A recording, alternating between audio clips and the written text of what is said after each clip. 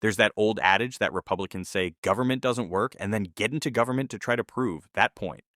And nowhere is that more exemplified than in Donald Trump's own disastrous administration. And no person has really done a better job making that point clear than his Secretary of Homeland Security and Kristi Noem, who was confronted over her failures and called out for her lies on CNN this morning by Dana Bash. And it was one specific thing that she said that you will see in the clip that we were about to check out that really shows how incompetent these people are. And we are going to get into that before we do.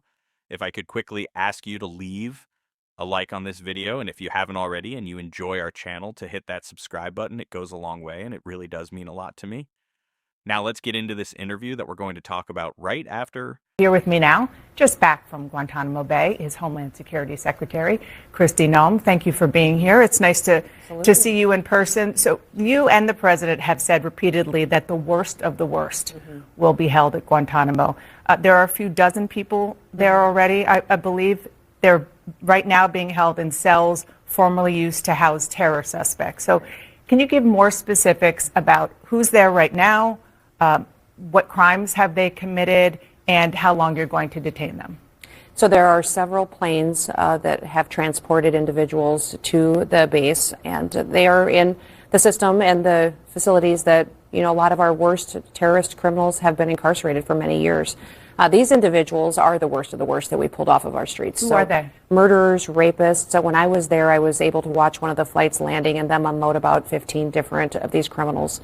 Those were mainly child pedophiles, those that were out there trafficking children, trafficking drugs, and were pulled off of our streets and put at this facility. So I'm very thankful that they are off the streets of the United States and that we have safer communities. And how long today. will they be there? Are they going to be? They'll be there until we work with arrangements to take them back to their countries where they belong and have consequences dealt with them there. So they will be treated much like many other individuals in this country that are those dangerous criminals that don't belong here. Do they have legal counsel? They have due process. Everybody has due process, and every individual has the right for that. And my job is to make sure we're following the law and every single individual that we're bringing into custody and transporting back to their home country. So since they're there now, they've already gotten access to legal counsel? Yeah, they followed all the same process they would with anybody else that has come in through these systems that any administration has done it. Every step is being followed and due diligence being done, even with these individuals that are so dangerous.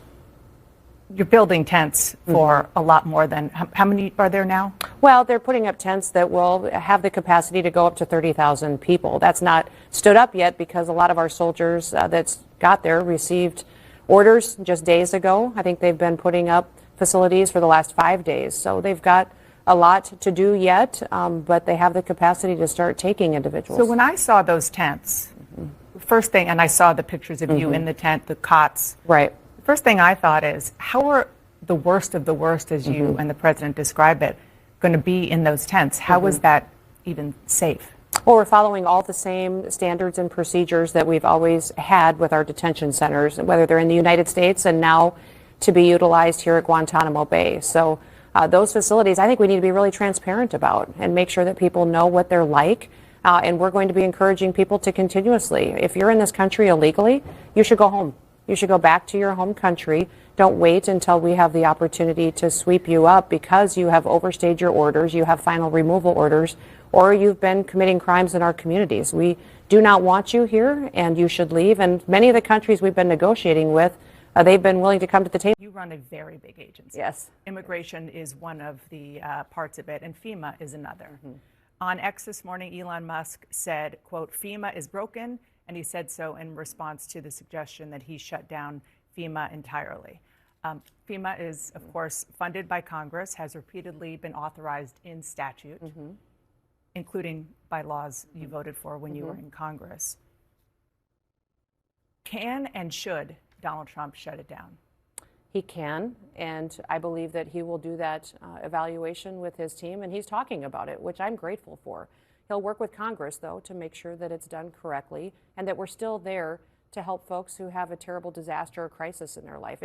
He's been very clear that he still believes there's a role for the federal government to come in and help people get back up on their feet. But there's a lot of fraud and waste and abuse out there. And since President Trump has taken over and come back into this administration, we've seen incredible changes. What's your recommendation to him? He's talked a lot about doing block grants to states and to local officials. I was a governor, And when I was governor of South Dakota, we saw 12 different natural disasters that hit our state and that were FEMA related, that we had FEMA disasters. So I know it from that level, and I knew every single time that I and the local county emergency management directors, the mayors, the city councils, and the county commissioners, they made way better decisions than the people in Washington, D.C. If the president came to you and said, "You're my DHS secretary, do you think I should get rid of FEMA?" Excuse me, get rid of FEMA, what would you say? I would say yes, get rid of FEMA the way it exists today. We still need the resources and the funds and the finances to go to people that have these types of disasters like Hurricane Helene and the fires in California. But you need to let the local officials make the decisions on how that is deployed so it can be deployed much quicker, and we don't need this bureaucracy that's picking and choosing winners. You mentioned Congress. USAID is an example, and there are others that I mentioned, that the Consumer Protection Bureau, that are also deemed by statute to be the law. They were put in place and kept in place by Congress. And off mission. Unbelievable what USAID But you're saying right here that Elon Musk and you are not just going to go in and say, we're getting rid of FEMA, you're going to do it with Congress? Oh, the president has been clear, too, that he wants to still help people. But what happened by targeting individuals, helping some people and not others, listen, the president just in the last 5 days has closed 80% of the open cases in North Carolina.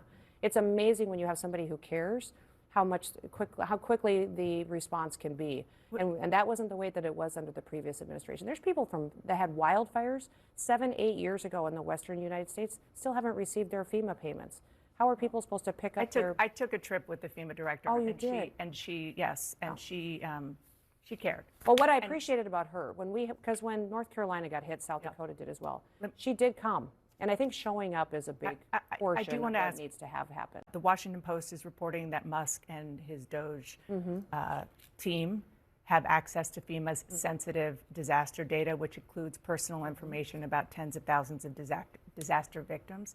Have you authorized Elon Musk and his team to have access to Americans' personal data that is housed inside DHS? Yeah, we're working with them at the president's direction to find what we can do to make our department much more efficient. So I think it's important. This is essentially an audit of the federal government, which is very powerful and needs to have happen. That agency, and one of the things I've been very clear to the appropriators in the Senate and the House is, please give me the authority to reprogram funds.